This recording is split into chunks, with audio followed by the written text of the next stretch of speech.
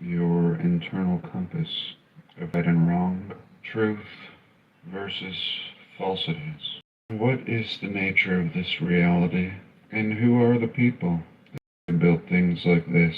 Fort Jefferson, a man-made island star fort, built in the water, 16 million bricks.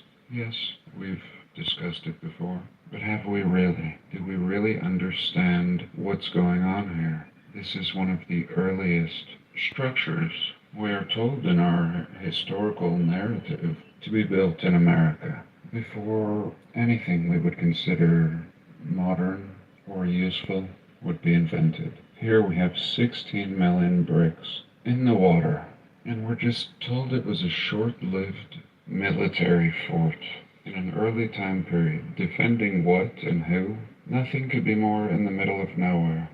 And I've said it a million times, I am more prone to stress what is not, and what is still up for debate. And since everything is still on the table, I thought today was a good day to discuss simulation theory, since I am pretty certain that we have scratched the surface. With that said, I thank you for being here.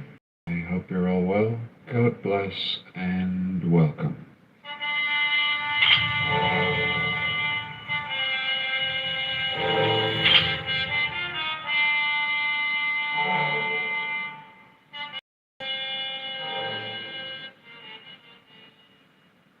Today I'm going to give some thoughts on the simulation. We're going to discuss the work of this channel here, Archaics, and I'm going to play a little of this channel's work in the background, Douglas Iacovone. Lately I just record when my cat lets me record. She's letting me right now. Here I'm watching a video with Santos and Jason, and I'm fascinated. I've made a few videos trying to explain his work, but I can't do it, just like he can't do it in one video. But I think he's right. I think it lends credibility to all the things that we've been researching. Ultimately, that a past and great civilization existed before ours. We see signs everywhere, even when I'm just recreationally perusing the Google Earth, as I am now.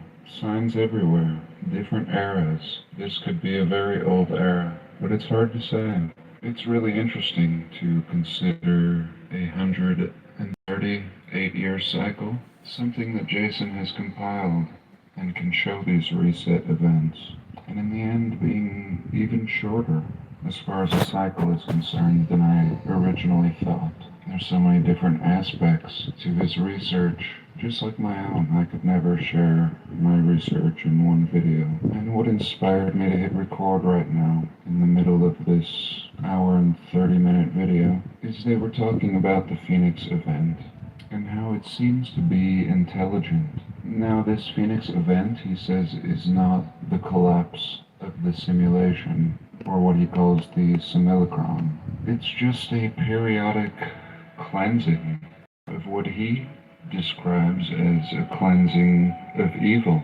Some sort of defragmentation, perhaps, in the simulation. Deleting your cookies. And this really caught my attention. Even before I did this research, I really studied the Hopi prophecies. And the Hopis talked about when the resets would come, how they would selectively reset. It was to say that if people were of good spirit and living in accordance with good, they would be spared. In the Hopi stories, this was living the Hopi ways.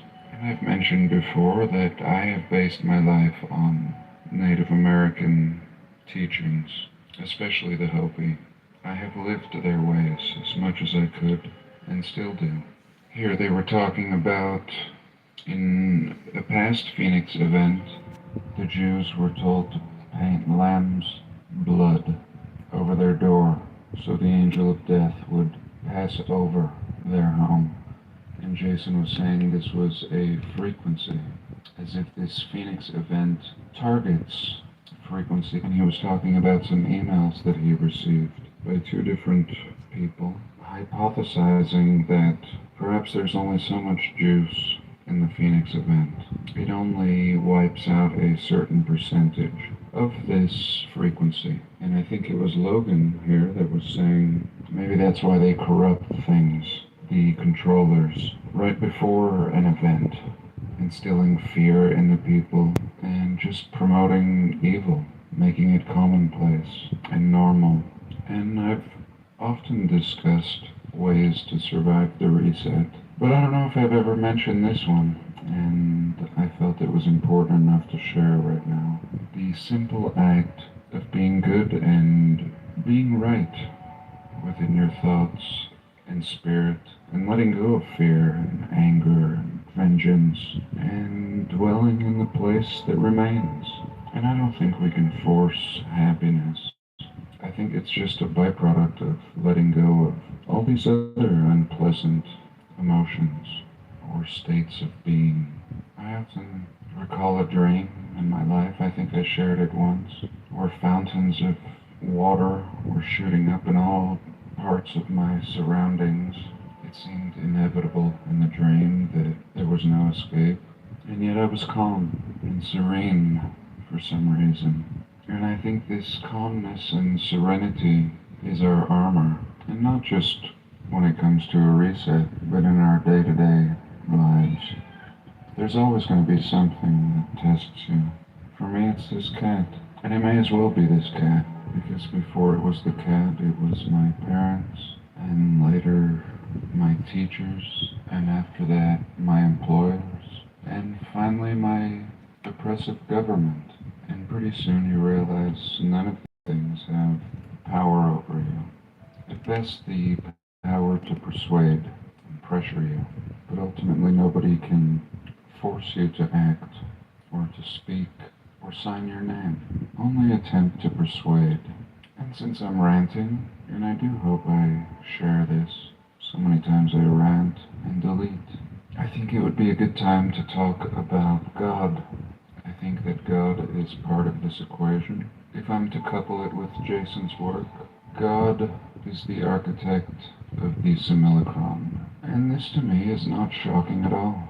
This is exactly how I see this reality. I always have.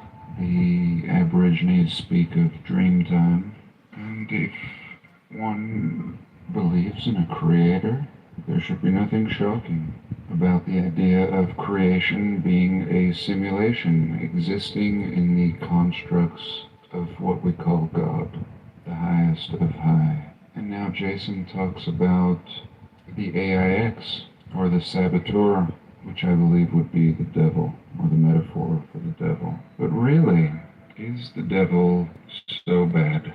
I've often talked about the book of Job, one of my favorite books, and what was allowed to stay in the Bible. And in Job, we essentially have God and the devil having a conversation. It's as if God is speaking with an associate, and they're talking about the simulation, and they're going to inject a test. And in the end, it seems beneficial. The character Job loses everything, in the end gains everything back and more. Has had the opportunity to shed parts of his life that ultimately were not good. And it seems to me that on a grander scale, this is what the Phoenix event or the reset is doing, purging the realm. And it seems that that is the purpose of not only our lives, but our collective experience, to make this place better, to purge it of the parts that don't work. And I think when we research the way we do, we see that this realm was great.